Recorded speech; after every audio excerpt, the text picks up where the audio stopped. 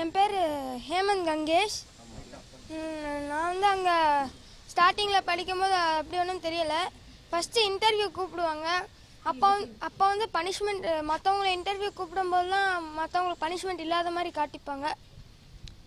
அதுக்கடுத்து இன்டர்வியூ முடிஞ்சதுக்கப்புறம் பார்த்தீங்கன்னா இந்த சேவான்னு கொடுப்பாங்க. சேவாவில் வந்து கிளாஸ் நிறைய போட மாட்டாங்க. மற்றவங்க வந்து கரெக்டாக ஷெட்யூல் படி நடந்துகிட்டு இருக்கும்போது நாங்கள் மட்டும் கொஞ்சம் டிஃப்ரெண்ட்டாக, இப்போ அவங்க சாப்பிட்றாங்கன்னா அவங்க எல்லாேருக்கும் சர்வ் பண்ணி அதெல்லாம் பண்ணக்கப்புறம் எங்களுக்கு தனியாக அவங்க பின்னாடி சாப்பிட்டுட்டு இருப்பாங்கன்னா அவங்க கொஞ்சம் தள்ளி உப்பு இல்லாததாக போடுவாங்க. அவங்க வந்து ஸ்வீட்ஸு காரம் அந்த மாதிரி பலகாரமாக சாப்பிட்டுட்டு இருக்கும்போது எங்களுக்கு வெறும் அந்த மெயின் டிஷ்ஷு மட்டும் வச்சுட்டு அது உப்பு இல்லாமல் தந்துடுவாங்க. அதுக்கடுத்து வந்து இந்த டாய்லெட் க்ளீன் பண்ணணும். டாய்லெட் க்ளீன் பண்ணும்போது வந்து இந்த ஃபெனாயில் ஊற்றி அந்த மாதிரி இல்லை, சும்மா தண்ணி ஊற்றி அந்த மாதிரி அவுட்டர் மட்டும் சும்மா க்ளீன் பண்ணணும். அடுத்து தினமும் ஓடணும். அந்த கேம்பஸ் அந்த இடத்துல வந்து ஃபுல்லாக ஓடிட்டு இருக்கணும். அடுத்து அங்கே சூரிய நமஸ்கார் இந்த யோகா அந்த இதை வந்து 100 வாட்டி இல்லை 1 மணி நேரம் பண்ணணும்.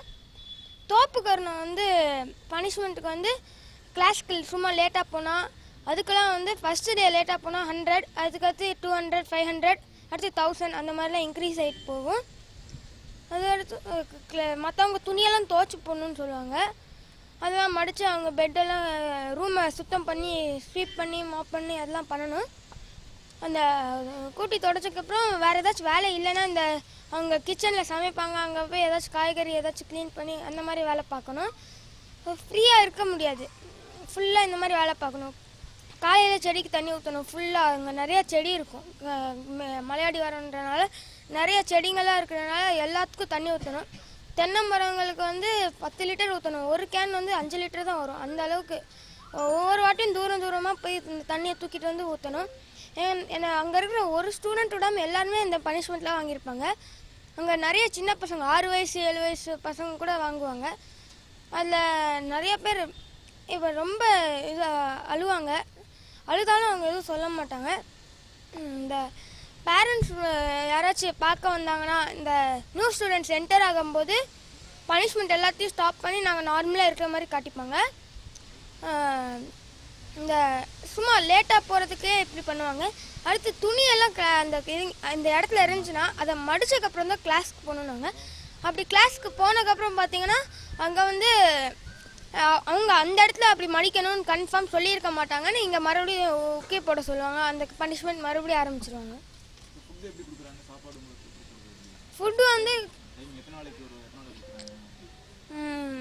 2 வாட்டி கொடுப்பாங்க. காலையில் பிரேக்ஃபாஸ்ட்டுக்கு பதிலாக சும்மா கஞ்சி அந்த மாதிரி கட்லை அந்த மாதிரி கொடுத்து முடிச்சிடுவாங்க.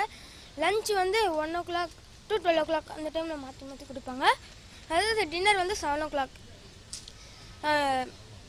8 o'clock தூங்கிட்டு காலையில் 4:30 மணிக்கு எந்திரிச்சிடணும். அப்படி கொஞ்சம் லேட்டானா கூட மூஞ்சில் தண்ணி ஊற்றி எழுப்பி விட்ருவாங்க. எவ்வளோ சின்னவங்களாக இருந்தாலும் பரவாயில்ல, எழுப்பி ஃபஸ்ட்டு ட்ரை பண்ணுவாங்க. அப்படி கொஞ்சம் எந்திரிக்கலைன்னா அப்படி அவங்களே டைரெக்டாக தண்ணி ஊற்றி எழுப்பிடுவாங்க.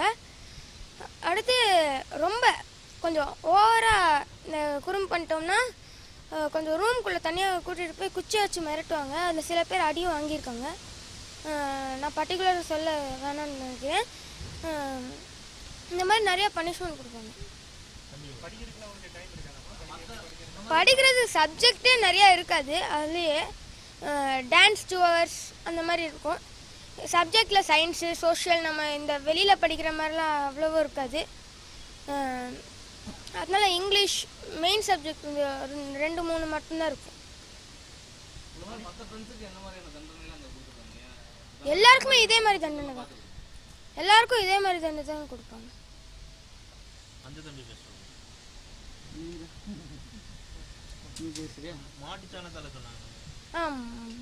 இந்த மாட்டு தொழுவம் இருக்கும்ல, அங்கே வந்து இதே மாதிரி கிச்சன் வேலை அதுவும் முடிஞ்சிடுச்சுன்னா வந்து மாட்டு சாணியெல்லாம் அள்ளி போடணும், அதை க்ளீன் பண்ணணும். அந்த மாட்டு தொழுவத்தை ஃபுல்லாக க்ளீன் பண்ணி நானும் க்ளீன் பண்ணியிருக்கேன். அதில் கையில் எடுத்து போட்டதுக்கப்புறம் அந்த சாணியெல்லாம் மறுபடியும் போனதுக்கப்புறம் இந்த மறுபடியும் அங்கே துணியெல்லாம் துவைச்சி வந்துடும். அதை நாங்கள் எடுக்கணும். இங்கே சாணியெல்லாம் ஒரு வண்டியில் போட்டு அதுக்கடுத்து அது ஒரு இடத்துக்கு போய் நாங்கள் மம்பட்டி வச்சு எடுத்து போடணும். இந்த மாதிரி நிறைய வேலை கொடுப்போம். பனிஷ்மெண்ட்டாக கொடுப்பாங்க.